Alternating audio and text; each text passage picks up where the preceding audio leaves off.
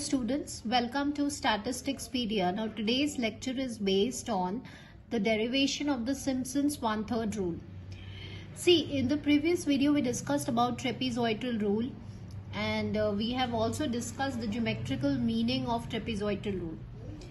So let's recall about we did the derivation of the general quadrature formula, which is very important in order to derive the trapezoidal under Simpson's rule.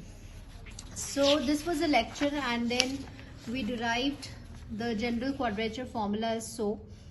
अब trapezoidal rule क्या होता है कि जो अगर आपको किसी भी कर्व क्या है आपके पास y dx, अगर आपको इसका एरिया फाइंड करना है तो आप ट्रेपीजियम्स लेते हैं और ट्रेपीजियम्स यूजुअली हम कैसे बनाते हैं, it is approximated by the straight lines that we discussed previously. So suppose आपका ये y equals to fx curve है तो आप ऐसे स्ट्रेट लाइन ज्वाइन करके और sum the area of all the trapeziums तो आपको इस रिक्वायर्ड कर्व का एरिया मिल जाता था. So what was the reason behind n equals to 1. जब हम n इक्वल्स टू 1 लिखते हैं इसका मतलब आप जो एरिया अप्रोक्सीमेट करते हैं वो by the means of a straight line है. स्ट्रेट लाइन मतलब एक लीनियर फंक्शन है. नाउ अभी हम सिम्पसन्स रूल करेंगे तो सिम्पसन्स रूल में क्या होगा कि आप n इक्वल्स टू 2 पुट करते हैं. कहाँ पे हम n इक्वल्स टू 2 पुट करते हैं? जनरल क्वाड्रेचर फॉर्मूला में. Now this is a general quadrature formula which we derived earlier and n equals to 2 मतलब कि अभी आपको जो ये आपका कर्व है y इक्वल्स टू fx और इस कर्व का आपको एरिया निकालना है.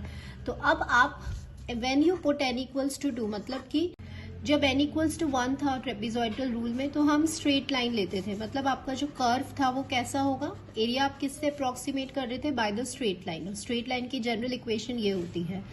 अब सिम्पसन्स 1/3 रूल में हम n इक्वल्स टू 2 पुट करेंगे मतलब कि अब आप जो एरिया है उसको आप अप्रोक्सीमेट करेंगे by the function that is quadratic in nature, जैसे ax square bx plus c. ठीक है, अब इसका x स्क्वायर हो गया मतलब n इक्वल्स टू 2 मतलब x स्क्वायर हो गया. आपका जो फंक्शन है वो कैसा हो गया? क्वाड्रेटिक हो गया.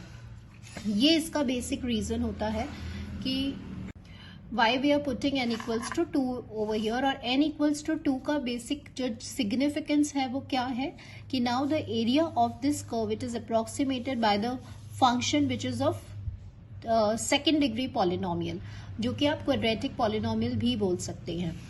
Now moving on to the derivation part, students, अभी ये हमने प्रीवियस वीडियो में प्रीवियस लेक्चर में डिराइव किया था general quadrature formula. So now we put n equals to 2. अब n equals to 2 मतलब कि आपको यहाँ पे जो डिफरेंसेस लेने हैं वो सेकेंड ऑर्डर तक ही लेना है, जैसे डेल स्क्वायर तक. उसके जो हायर ऑर्डर है मोर देन 2 मतलब कि जैसे डेल क्यूब डेल 4, इन सारे डिफरेंसेस को आपको नेग्लेक्ट करना है.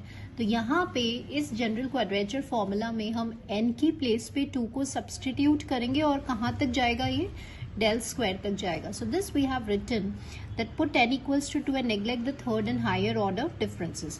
Now remember one thing, जब आप n 2 रख रहे हैं तो आपके जो लेफ्ट हैंड साइड है वहां पे x0 to x0 plus 2h आएगा. यहाँ पे n की जगह आपने 2 लिखा, y dx and then we will substitute this.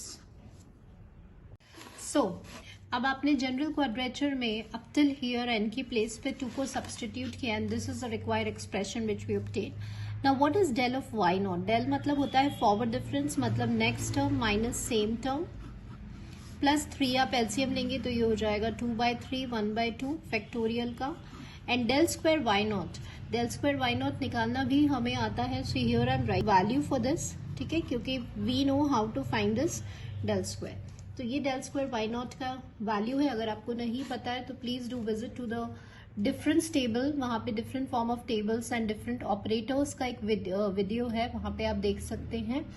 I told you how to obtain this del square.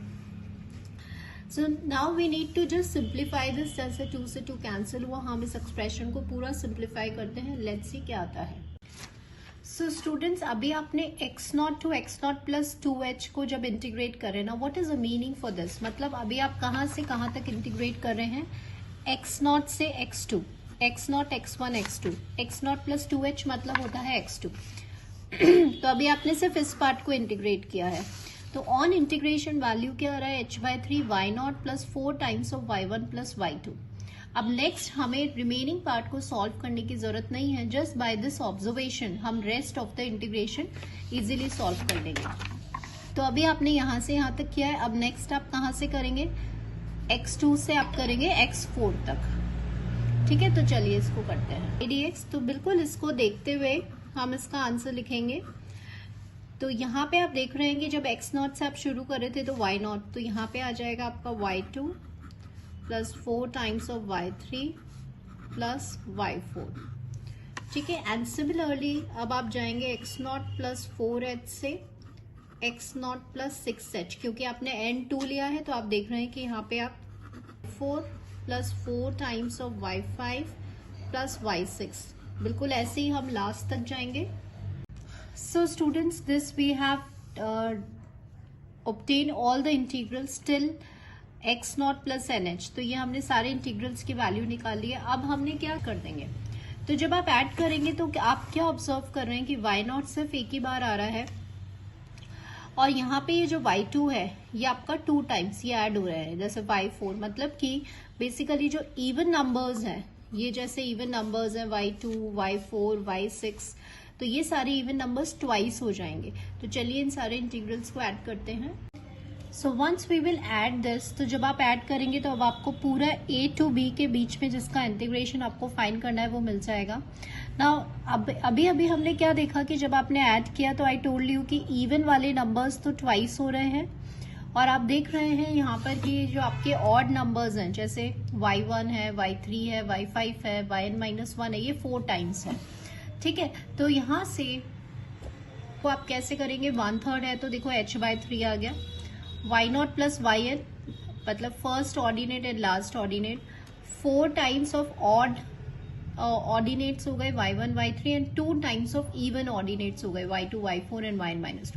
This is how we can learn the Simpsons 1/3 rule. So ये आपका Simpson's 1/3 rule था। अब नेक्स्ट लेक्चर में हम Simpson's 3/8 rule derive करेंगे with the help of general quadrature formula. Students, I want to tell you one thing कि चाहे आपको सिम्पसन्स 1/3 या ट्रेपेजॉइडल रूल डिराइव करना है, बिफोर द डेरिवेशन आपको सबसे पहले ये जनरल क्वाड्रेचर फॉर्मूला डिराइव करना होगा, और उसके बाद we have to substitute n equals to 2 अगर आप सिम्पसन्स डिराइव कर रहे हैं। You have to this concept of Simpson's 1/3 rule. In my next lecture, we will derive Simpson's 3/8 rule.